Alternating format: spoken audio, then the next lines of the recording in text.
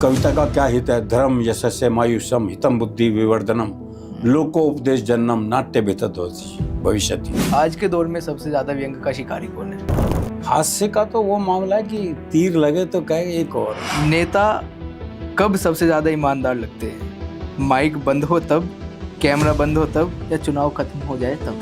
मजदूर पे क्या व्यंग करूंगा? व्यंग तो उसके मालिक पे होगा ना, जो उसको मजदूरी नहीं दे रहा।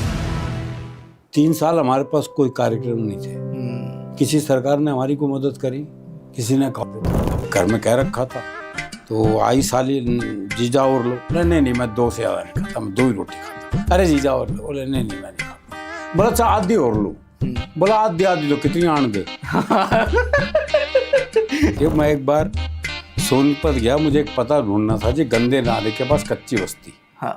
तो मैंने एक बुजुर्ग आदमी से पूछ लिया, मगर ताऊ जी ये गंदा नाला कहाँ है? बोले क्यों, साफ करेगा? आपने कविता पढ़ी, किसी श्रोता के ऊपर व्यंग किया और सामने से उसने फिर काउंटर किया हो आपको? ऐसे बहुत किस्से होते रहते हैं। कोई एक किस्सा याद है सर, कोई बताना? आप हुए या फिर अन्य कोई भी हास्य रस के बड़े विख्यात कवि हुए, महिलाओं पर बहुत व्यंग होता है। महिलाएं ही क्यों? विष्णु सक्सेना जी और अपने सुरेंद्र शर्मा जी और हम सभी के प्रिय, पूरे देश के प्रिय डॉक्टर हरिओम पवार साहब, कौन सबसे ज़्यादा चाहता है? कुमार विश्वास जी के लिए एक शब्द में आपका कहना चाहूँगा।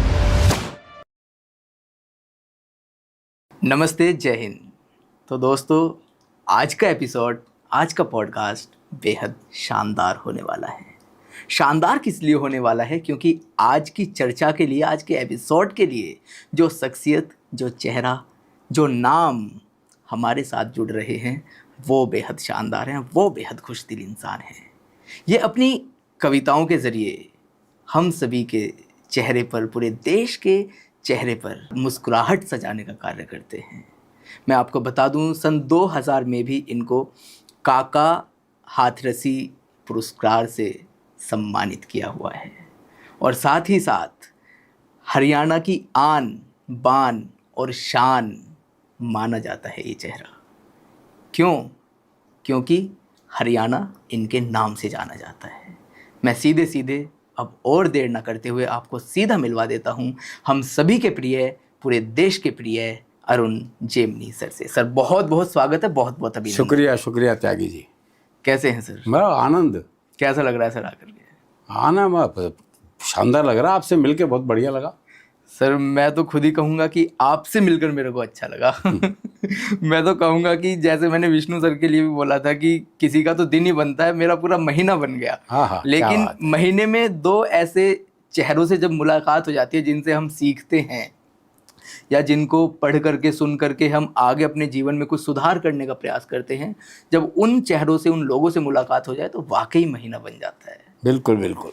तो सर आज की चर्चा मैं चाहूँगा शुरुआत वहाँ से करनी चाहिए जहाँ से आपने अपनी जर्नी की शुरुआत करी, जहाँ से आपने एंट्री ली। कवि सम्मेलन में या कविता में? कवि सम्मेलन में भी, कविता में भी। और इस क्षेत्र में आने के लिए कहाँ से आपके जहन में विचार आया कि अब ये क्षेत्र सुनना चाहिए, इधर आगे बढ़ना चाहिए? दरअसल पहली कविता मेरी छप गई थी जब मैं 7वीं 8वीं क्लास में था। एक पराग पत्रिका टाइम्स ऑफ इंडिया की निकलती थी। दरियागंज में मेरा स्कूल था, तो वहीं उनका ऑफिस था पराग का। तो एक दिन वो कविता दे आया, वो छप गई। तो छप गई तो फिर गलतफहमी होनी स्वाभाविक है। तो गलतफहमी होगी कि मैं भी लिख सकता हूँ। फिर उसके बाद लिखने का, पिताजी तो मेरे लिखते ही थे, पिताजी तो मेरे मंच पे थे ही। बिल्कुल। तो वो लिखता रहा। पहले सारी कविताएं मेरी प्रकाशित ही हुई हैं। अच्छा। दैनिक हिंदुस्तान, साप्ताहिक हिंदुस्तान, धर्म युग, नव भारत, जनसत्ता, इन सब अखबारों में छपता रहा मैं। 80 तक जो कविताएं लिखी हास्य व्यंग की, वो सब प्रकाशित ही हुई है। मंच पे मैं 80 में एमए करने के बाद आया। मंच पर एमए करने के बाद। लेकिन सर पहली कविता लिखी कब थी? वो सन 71-72 की बात होगी। तब आपकी उम्र कितनी होगी? 8वीं क्लास में था मैं। सर इतनी, मतलब उस उम्र में आपको इतनी समझ आ गई थी कि हास्य रस क्या होता है, श्रृंगार रस क्या होता है? नहीं, श्रृंगार रस नहीं पता था, हास्य रस पता था, क्योंकि हमारे घर में माहौल ही हास्य रस का था। तो इसलिए हास्य रस का ही पता था। पहली कविता ही हास्य रस की ही लिखी थी। अब फिर धीरे धीरे फिर एक उम्र आती आदमी श्रृंगार रस भी लिखता ही है। आपने वो लिखा? एक उम्र में हर कवि कोई ऐसा नहीं होगा जिसने कविता लिखी और वो श्रृंगार ना लिखा हो। हाँ क्योंकि वो एक उम्र की चीज है। हाँ, उस उम्र में आके फिर तो लिखना ही रुक नहीं पाता, वो निकल जाता है, तो निकलता ही है। निकलता है वो लिखा नहीं जाता, वो खुद ब खुद लिख जाता, आ जाता है वो। आ जाता है। तो सर जैसा आपने बोला कि स्कूल में और एमए में थे तब आप मंच पर आए, हाँ। तो सर मेरे ख्याल से तब छपने की क्या प्रक्रिया रहती होगी कि जैसे आजकल तो एक तरीके से आप देखा जाए जो पब्लिशर्स होते हैं वो भी हर नुक्कड़ पर मिल जाते हैं।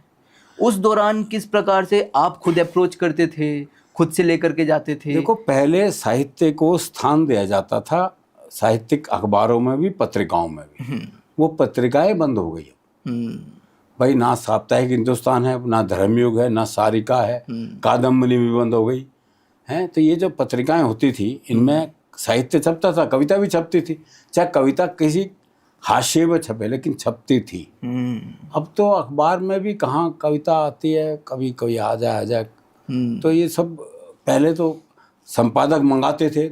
धर्मवीर भारती जब धर्मयुग के संपादक थे तो वो होली अंक के लिए लगभग 6 महीने पहले से शुरुआत कर लेते थे।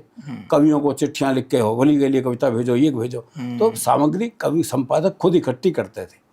अब वो टाइम तो सर ये जो आप बता रहे हैं कि अब पत्रिकाएं नहीं छपती, अब तो आदमी फेसबुक पे कविता डाल के सोचता है मैं महान हो गया बस। हाँ, अखबारों पर नहीं छपती, तो कहीं ना कहीं इस पे अगर इम्पैक्ट पड़ा है तो क्या सोशल मीडिया को माना जाए या फिर क्या, मतलब बड़ा रीजन क्या रहा है ना छपने का? नहीं, पत्रिकाएं बंद हो गई, सबसे बड़ा कारण तो यही है कि पत्रिकाएं बंद हो गई। और फिर ये सोशल मीडिया ने तो कमाल ही कर दिया। इसमें तो एक कवि की ने अपनी कविता डाली फेसबुक पे, 10-20 लाइक आ गए तो वो अपने आप को महान कवि समझने लग गया। हाँ। पहले किसी बड़ी पत्रिका में छपना बड़ी महत्वपूर्ण बात होती थी। अब कोई आदमी धर्मयुग जैसी पत्रिका में छप जाता था तो महीनों तक तो धर्मयुग साथ में झोले में लिए फिरता था कि देखो मेरी कविता छपी, मेरी कविता छपी है। अब तो ये पत्रिकाएं बंद हो गई। तो सर कहीं ना कहीं पैसे देकर भी बंदे छपवा लेते हैं। तो पत्रिकाएं भी तो हों। हाँ, वो पत्रिकाएं नहीं हैं, लेकिन अगर है भी तो पढ़ने वाले नहीं है कहीं ना कहीं। हाँ, पाठक भी बहुत कम हो गए। पत्रिका पाठकों की भी कमी, किल्लत भाई उसी वजह से तो पत्रिकाएं बंद हुई है। कि पढ़ने वाले पाठकों की कमी की वजह से ही पत्रिकाएं बंद हुई। पहले तो पत्रिकाएं खूब छपा करती थी।